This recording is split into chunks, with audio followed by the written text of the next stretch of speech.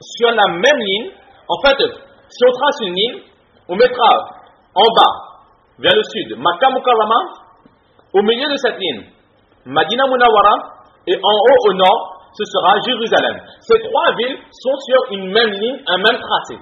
Donc, ce qui implique, par rapport à ce hadith, si le prophète sallallahu alayhi wa sallam était en direction de Jérusalem, la face en direction de Jérusalem, cela voudra absolument dire qu'il avait le dos tourné vers la Ka'batullah, vers la Kaaba. Donc là, nous voyons qu'il est autorisé de donner le dos à la Qibla au moment d'accomplir les besoins. La seconde preuve qu'avance ce groupe, c'est le hadith qui est rapporté par Hazrat Marwan al-Asfar, qui est le dernier hadith du premier chapitre. Marwan al-Asfar, qu'est-ce qu'il dit? Il dit que j'ai vu Hazrat Abdullah ibn Umar radiallahu ta'ala an, qui a fait asseoir sa monture en direction de la Qibla. Ensuite, il s'est assis et il a commencé à accomplir ses besoins, à uriner. Et là, Hazrat Marwan al-Asfar, qu'est-ce qu'il dit? Il dit, oh Abdullah ibn Umar radiallahu ta'ala an, est-ce que le prophète sallallahu alayhi wa sallam ne nous avait pas interdit d'agir ainsi? Et là, qu'est-ce qu'il a dit? Il a dit, cela est interdit lorsque nous sommes dans la nature. Donc, dans les maisons, cela est autorisé. De les face à la Qibla, dans les maisons, cela est autorisé. Pourquoi? Parce qu'ici, Hazrat Abdullah ibn Umar radiallahu ta'ala il précise que l'interdiction, c'est lorsque nous sommes dans la nature. Donc, si on n'est pas dans la nature, on est donc à la maison, cela est autorisé de donner la face à la Qibla. Mais ensuite, il continue, il dit cependant, lorsque tu es dans la nature, si entre toi et la Qibla, il y a un obstacle, alors là aussi, il t'est permis d'agir ainsi. Donc, par rapport à cela, nous voyons que même dans la nature, il est autorisé de donner la face ou le dos à la Qibla. Et enfin, une dernière preuve qu'ils avancent, c'est le hadith de Jabir ibn Abdullah radiallahu ta'ala anhu. C'est le dernier hadith du second chapitre. Qu'est-ce qu'il dit? Il dit que une année avant le décès du saint prophète sallallahu alayhi wa sallam, j'ai vu le saint prophète sallallahu alayhi wa sallam, فرأيته قبل أن يقبض بعام. J'ai vu يستقبلها. Une année avant son décès Moubarak, je l'ai vu donner la face à la Qibla lorsqu'il accomplissait ses besoins. Une année avant son décès, donc c'était vraiment lorsque l'enseignement de l'islam était quasiment complète. Là, il n'y avait plus grand chose à changer dans l'islam, dans les règles, etc. Donc, ce groupe s'appuie sur ce hadith pour dire que les dernières pratiques du saint prophète sallallahu alayhi wa sallam avant son décès, c'était justement qu'il se dirigeait en direction de la Qibla au moment d'accomplir ses besoins. Les autres fois où il interdisait, alors c'était peut-être au début de l'islam, mais à la fin de l'islam, cela est devenu autorisé, et comme à la fin de l'islam, le prophète sallallahu alayhi wa sallam lui-même il agissait ainsi, donc nous aussi, nous avons le droit d'agir ainsi. Donc là, ce sont là trois preuves qu'avance ce groupe, les trois hadiths qui se trouvent dans notre livre de Abu Daoud Sharif. Mais ensuite, il est dit aussi une autre preuve qu'ils avancent, un hadith qui n'est pas mentionné dans ce livre, mais un hadith qui est mentionné dans un autre recueil de hadiths intitulé le Ibn Majah Sharif, écrit par Imam Ibn Majah rahmatullah alayh, rapporté par Hazrat Aïcha radiallahu ta'ala anha, qui dit que un peuple a été mentionné auprès du saint prophète sallallahu alayhi wa sallam. Et qu'est-ce qu'il avait ce peuple de particulier? C'est que ce peuple n'aimait pas donner la face à la Qibla au moment d'accomplir leurs besoins. Ce peuple n'aimait pas cela. Donc ils ont parlé de ce peuple au saint prophète sallallahu alayhi wa sallam. Le prophète sallallahu alayhi wa sallam, qu'est-ce qu'il a dit? Il a dit que je vais leur montrer que leur croyance n'est pas bonne. Pourquoi est-ce qu'ils n'aiment pas cela? Ils pensent que cela est interdit. Alors le prophète sallallahu alayhi wa sallam, qu'est-ce qu'il a dit? Il dit, je vais vous montrer que eux aussi maintenant ils vont donner la face à la Qibla au moment d'accomplir leurs besoins. Il a dit, tournez là où j'accomplis mes besoins, d'accord, les pierres que j'utilise, etc. Alors tournez ces pierres en direction de la Qibla, de façon à ce que moi aussi, lorsque j'accomplis mes besoins, je me tourne vers la Qibla. Donc là, volontairement, le prophète sallallahu alayhi wa sallam, il a demandé de tourner l'endroit où il accomplit ses toilettes, ses besoins, de les tourner en direction de la Qibla, de façon à ce que lui aussi, il donne la face à la Qibla pour montrer à ce peuple que croire que cela est interdit, cette croyance est erronée. Donc là, c'est encore une preuve assez forte de leur part qui montre que se tourner vers la Qibla, donner la face à la Qibla n'est nullement interdit lorsque nous avons besoin d'accomplir nos besoins.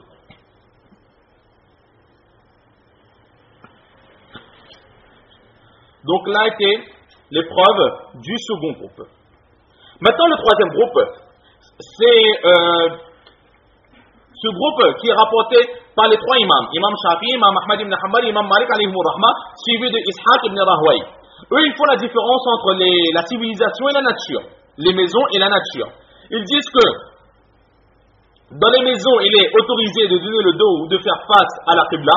Dans la nature aussi, il est autorisé à condition qu'entre nous et la Qibla, il y a un obstacle. Et si dans la nature, il n'y a pas d'obstacle entre nous et la Qibla, alors cela sera interdit de donner le dos ou de faire face à la Qibla. Alors les preuves qu'ils avancent, la première preuve, c'est ce hadith qui est rapporté par Hazrat Marwan al-Asfar, radiallahu ta'ala an.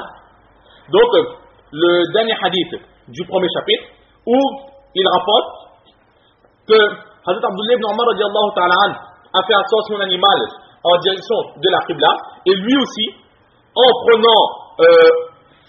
se cachant derrière son animal, en direction de la Qibla, il a lui-même accompli ses besoins. On lui a demandé est-ce que cela n'était pas interdit. Qu'est-ce qu'il a dit? Il a dit que l'interdiction n'est que lorsque l'on est dans la nature. Donc, dans les maisons, cela est autorisé. Et les trois imams, ils disent qu'effectivement, dans les maisons, cela est autorisé. Donc, ils se basent sur ce hadith. Et dans la nature, c'est interdit à condition qu'il n'y ait pas d'obstacle. Et s'il y a un obstacle, alors c'est autorisé. Donc là, nous voyons très clairement que les trois imams se basent sur ce hadith de Hazrat Marwan al-Asfar radiallahu ta'ala pour donner leur enseignement que dans les maisons il est autorisé, dans la nature il est autorisé à condition qu'il y ait un obstacle. Et s'il n'y a pas d'obstacle, cela sera interdit. La première preuve. Et la seconde preuve, c'est le hadith rapporté par Hazrat Jabir ibn Abdullah radiallahu ta'ala, le dernier hadith du second chapitre. Hazrat Jabir radiallahu ta'ala, qu'est-ce qu'il dit? Il dit qu'une année avant le décès du saint prophète sallallahu alayhi wa sallam, j'ai vu le saint prophète sallallahu alayhi wa sallam donner la face à la Qibla au moment d'accomplir les besoins. Et là, le prophète sallallahu alayhi wa sallam, il était où? Il était chez lui. Donc, chez lui, dans la civilisation, dans les villes, dans les maisons, il est autorisé. Là, dans ce hadith, nous voyons très clairement, exactement étant donné que ce hadith était une année avant le décès du saint prophète sallallahu alayhi wa sallam, ils sont de ce principe que tous les autres hadiths qui interdisaient cette méthode ou ce comportement, tout cela n'est plus d'actualité, cela était avant, mais cela est ce qu'on appelle mansour, effacé des lois islamiques, et maintenant ce sont les dernières lois qui seront prises en considération, c'est-à-dire qu'il est autorisé de donner le dos ou de faire face à la Qibla au moment d'accomplir les besoins.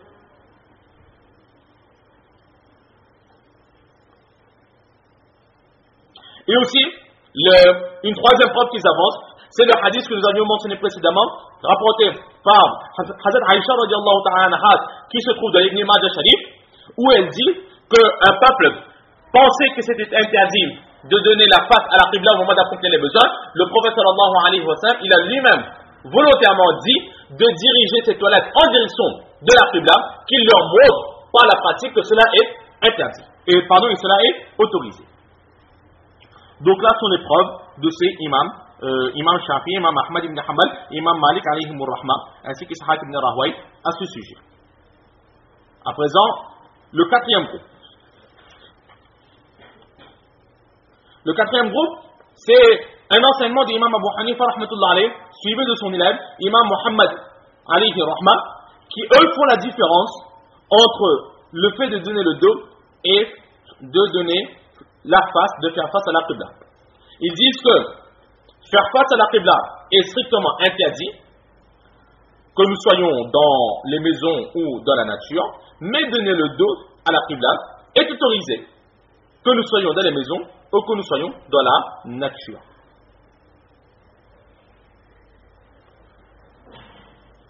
Leur preuve, c'est quoi?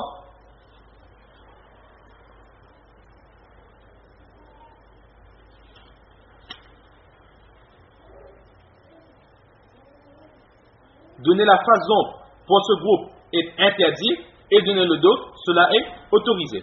La preuve, c'est le hadith de hadith Abdullah ibn Omar radiallahu ta'ala an. L'avant-dernier hadith du premier chapitre où il dit que j'ai vu le Saint-Prophète sallallahu alayhi wa sallam se diriger en direction du Baytul Maqdis au moment d'accomplir ses besoins. Il se passe ce hadith. Pourquoi? Parce que nous avions vu que si on se tourne vers le Bayt al-Maqdis, cela signifie que notre dos est en direction de la Kaaba. Donc ici, Imam Abu Hanifa et Imam Muhammad alayhi rahma, ils disent, regardez, ici, dans ce récit, le prophète sallallahu alayhi wa sallam, il n'a pas donné la face à la Qibla au moment d'accomplir ses besoins. En plus des autres hadiths que nous avions déjà vus, dans lesquels le prophète sallallahu alayhi wa sallam interdit de donner la face à la Qibla au moment d'accomplir ses besoins. Mais dans ce hadith, en se tournant en direction du Bayt al-Maqdis, il est en train de donner son dos à la Qibla. Donc, na'udzubillah, le prophète sallallahu alayhi wa sallam ne ferait jamais quelque chose d'interdit. Donc, du fait que le prophète sallallahu alayhi wa sallam, il est lui-même donné le dos à la Qibla, cela signifie que c'est autorisé. Et donner la face à la Qibla est interdit par rapport aux autres hadiths, comme par exemple le premier hadith rapporté par Hazrat Salman Farsi radiallahu ta'ala, où le prophète sallallahu alayhi wa sallam a dit où il dit que le prophète sallallahu alayhi wa sallam nous a interdit de donner la face à la Qibla au moment d'accomplir nos besoins. Donc là est la preuve de cet enseignement de l'imam Abu Hanifa rahmatullah. Ensuite, le cinquième enseignement, toujours par l'imam Abu Hanifa rahmatullah et l'imam Muhammad alayhi rahmat, où il dit que donner le dos ou faire face à la Qibla au moment d'accomplir les besoins n'était pas interdit haram, mais cela était makruh tanzihi, déconseillé par le saint prophète sallallahu alayhi wa sallam. Quelles sont les preuves? Tout d'abord, ils ont d'un côté tous les hadiths où le prophète sallallahu alayhi wa sallam a interdit de se tourner en direction de la Qibla ou de donner le dos à la Qibla. Nous regardons par exemple le premier hadith du premier chapitre rapporté par Hazrat Salman Farsi radiallahu ta'ala, où il dit que le prophète sallallahu alayhi wa sallam nous a interdit de faire face à la Qibla au moment d'accomplir le besoin. Le second hadith rapporté par Hazrat Abu Huraira radiallahu ta'ala, où il dit que le prophète sallallahu alayhi wa sallam a dit, lorsque quelqu'un parmi vous accomplit ses besoins, alors qu'il ne donne pas la face à la Qibla et qu'il ne se donne pas non plus le dos à la Qibla.